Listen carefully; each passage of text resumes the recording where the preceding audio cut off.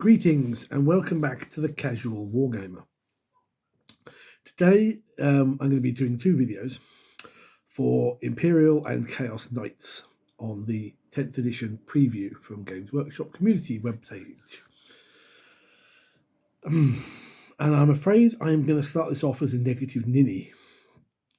If you watch some of my earlier faction previews, you'll see, or perhaps remember, that I mentioned there are certain armies that I dread playing against, that I don't enjoy playing against for the most part. Tyranids, Tau, lesser extent demons, but primarily Imperial and Chaos Knights. My reason for this is that I feel that Knights are an army which I'm happy to play against. I won't turn down any game, but they are an army where I think they are slightly overpowered and undercosted. Why do I say this?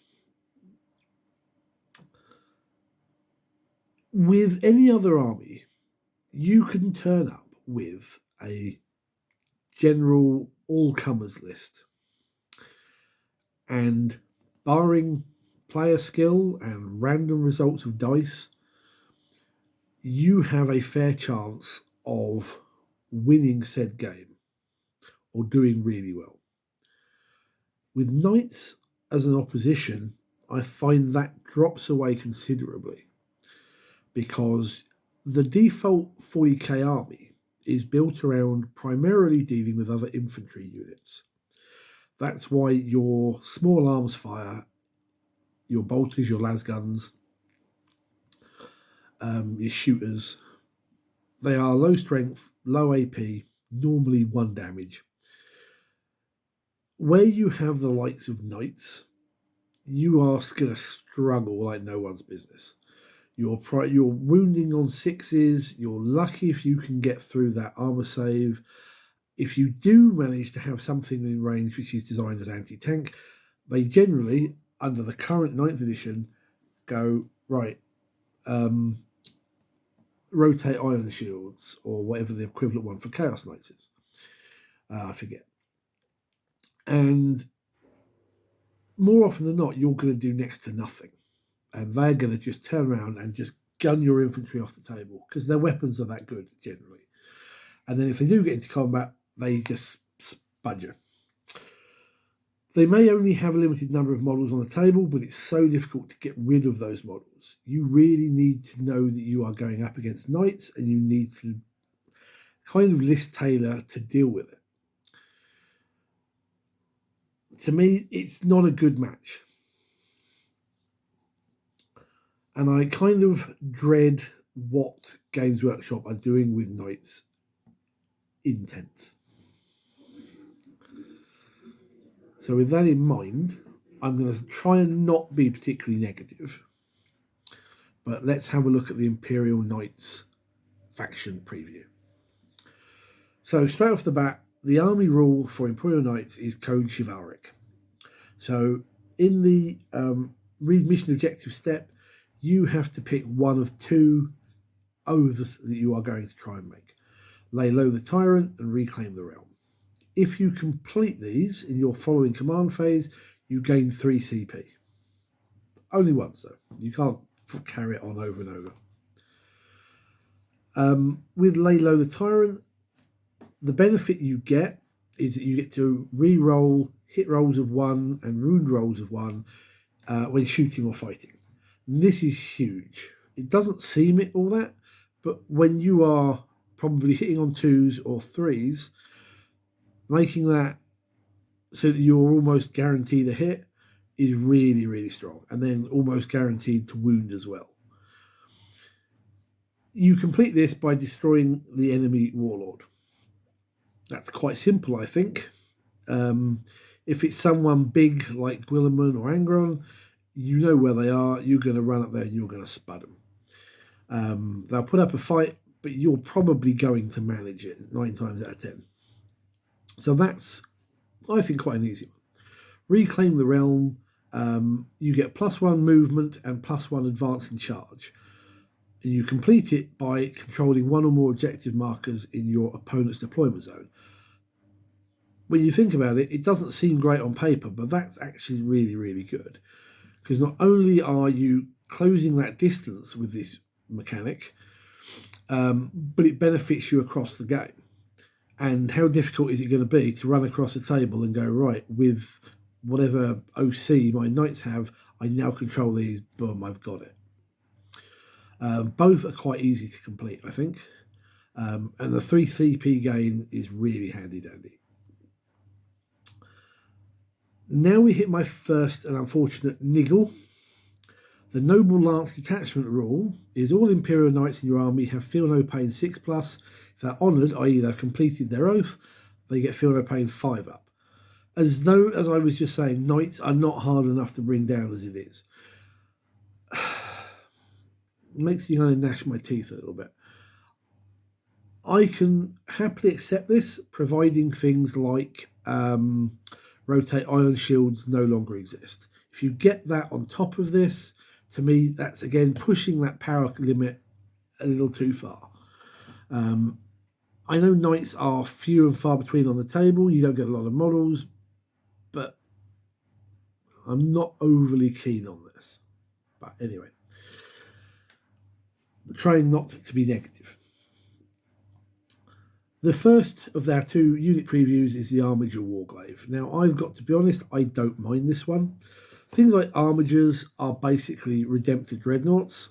They are quite tough, they are hit hard, but ultimately you can bring them down. This is why they are your battle line option. The Armiger Warglaive has a movement of 12, 10 toughness, a 3-up save, 12 wounds, a leadership of 7, and an OC of 8. Nothing too bad there. Nothing too difficult to deal with. 5-up invulnerable as well.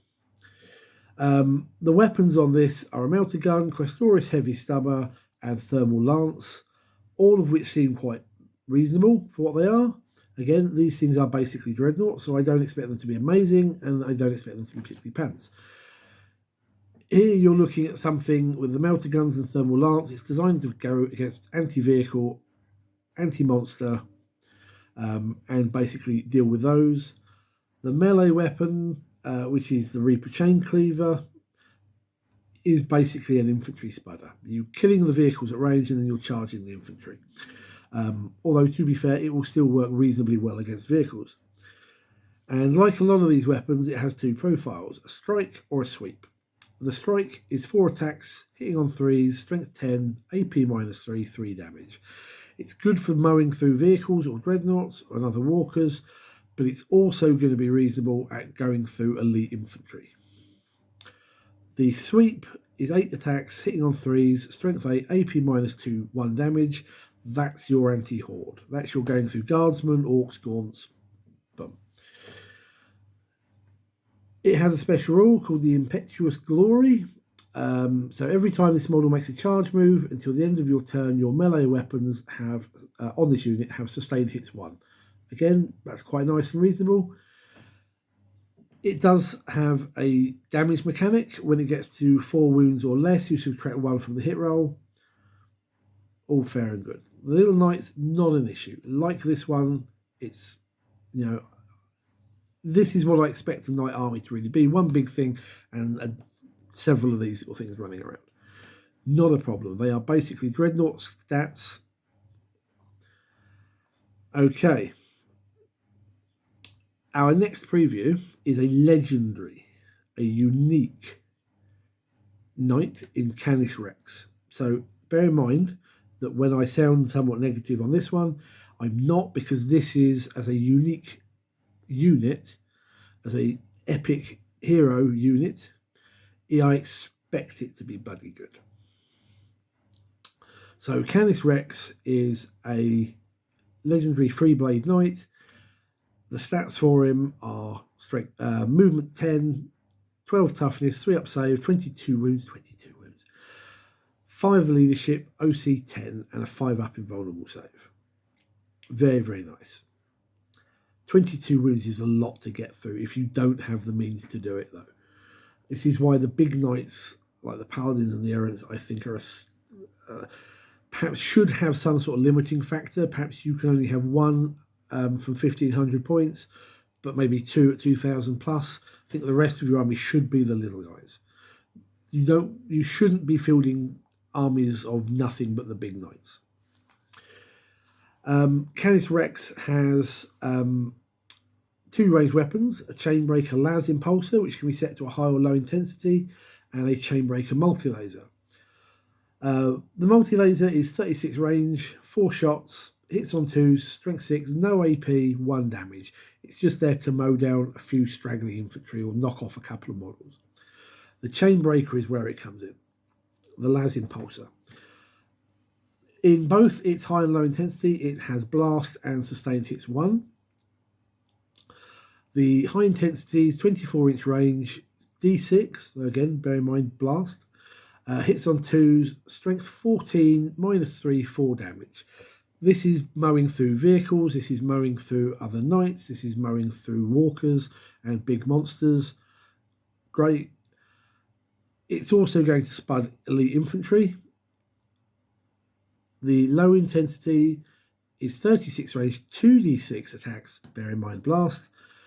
Hits on 2, strength 7, AP -1, 2 damage. This is your infantry killer. Light infantry, like guardsmen or whatever, are going to get spudded quite heavily by this. Marines not so much, because they can still get away on a 4-up save. It's very, very strong, but probably geared towards the right targets. Some of the other weapons I think are a little bit scary on knights, and Canis Rex seems relatively balanced here. However, when you get down to his melee attack, he has a gauntlet called Freedom's Hand, which is just crazy. So it again has two profiles. You have a strike and you have a sweep. In both instances, they have sustained hits. On the strike, he's getting 5 attacks, hitting on 2, strength 20, AP -3, 9 damage. 9 damage. With this, he's walking up to any vehicle and probably most knights because they don't get the invulnerable save, and he's just tearing them a new one. That's just crazy to me. The sweep is 10 attacks, hits on 2, strength 10, AP -2, 3 damage. That's spudding your infantry and going through anything like elite infantry. Yes, he's an epic character. Yes, he's a named character, but that seems really, really strong to me. But we shall see. Special rules. Bear in mind that he is a special character, and if he gets blown up, as it says here, you can flip the card round, and then you have the model for his pilot, Sir Hector, who can then go around running around on his own.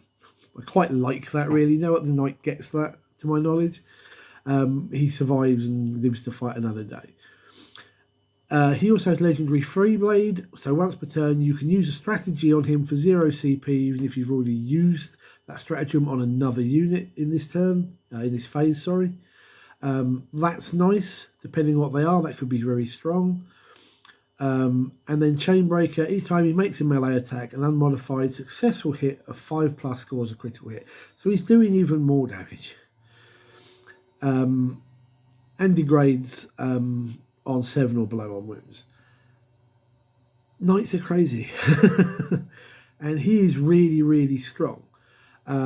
We haven't seen what a normal, i.e. non-unique, big knight looks like. But I can't imagine it's too much different from this. Probably hitting on 3s rather than 2s. But damn.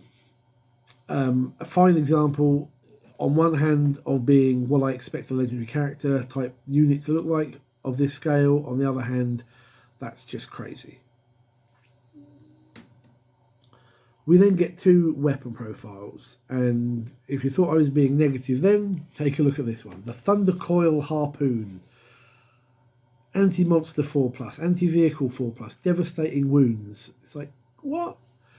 18-inch range, only 1 shot, hitting on 2s, strength 24, AP -6, 12 damage. That's just overkill. I mean, it's impressive, don't get me wrong. Um, and you've got, if I remember correctly, it can only go on a Knight Valiant. But even so, that's crazy. Um, really is.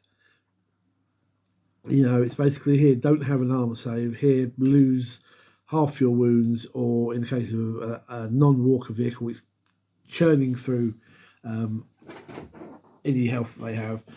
Monsters are going to get spudded quite nicely by this and then probably charged in and punched to death. That's ridiculously strong. I hope it's appropriately costed. The rapid fire battle cannon. We go from that to something that's much more reasonable. Blast rapid fire D6 plus 3, 72-inch range. He's shooting down the table. Doesn't matter where you are.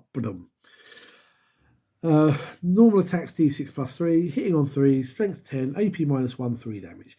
I like this. It's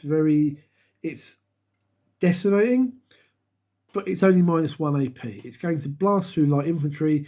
Elite infantry are going to survive, but could be, it could end up being nasty towards them. But it's not overpowered. That minus 1 AP just means that, it's a disadvantage. But it's the number of shots they're going to get you. And then lastly, for Imperial Knights, we have 2 stratagems. Neither of which I'm overly impressed by, if I'm very honest. The first one is called Shoulder the Burden. And in your command phase, you pick 1 Imperial Knight in your army that has lost 1 or more wounds. Until the start of your next command phase, their movement, toughness, armor save, leadership, objective control stats go up by 1, and each time they make an attack, they add 1 to the hit roll. You can only use this once per battle, unless you are honoured, i.e. you have completed your oath. Then you can use it a second time. Why I'm not overly impressed with this is I can see the point of it for the save and the objective control, maybe even the movement if you really needed it. But I don't think the extra toughness or the extra leadership is all that. It's 2 CP. And considering how little you get,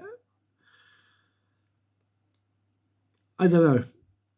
Maybe a Knight player would tell me that that's really, really good and well worth it. But to me, that's not amazing.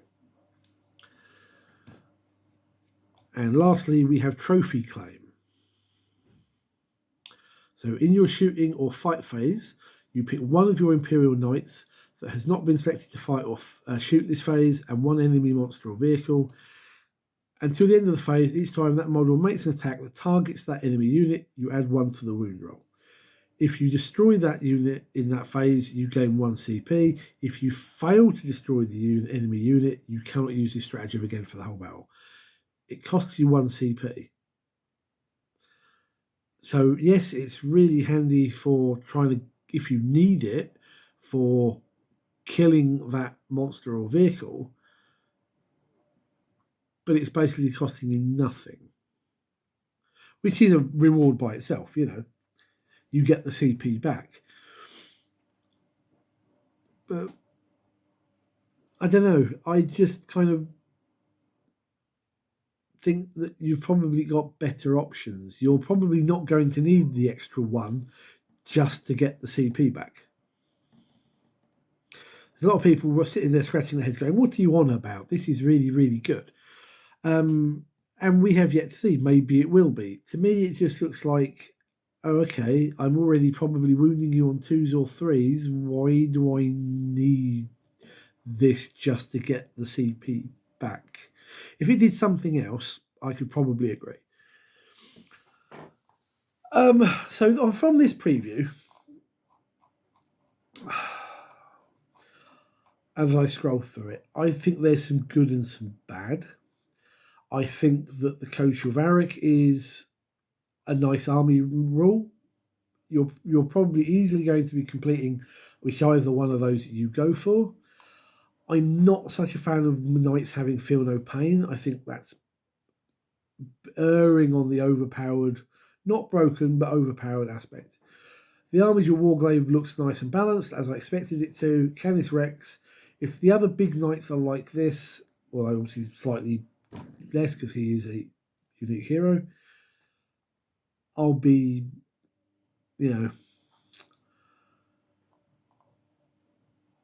it's not.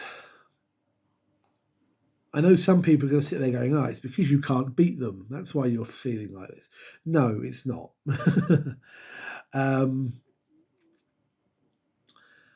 I just think that knights need a rebalance in general in 40k.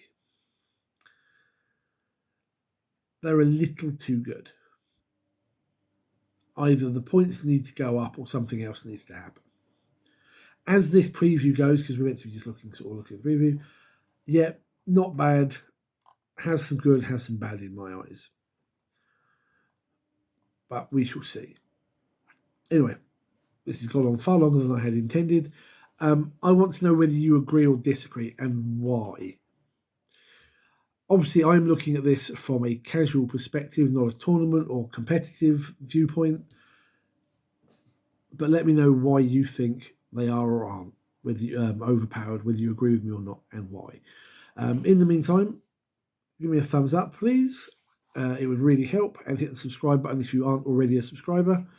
And I look forward to seeing you in the next video, which I'm about to record, which is the Chaos Knights view. Until next time, take care, good gaming.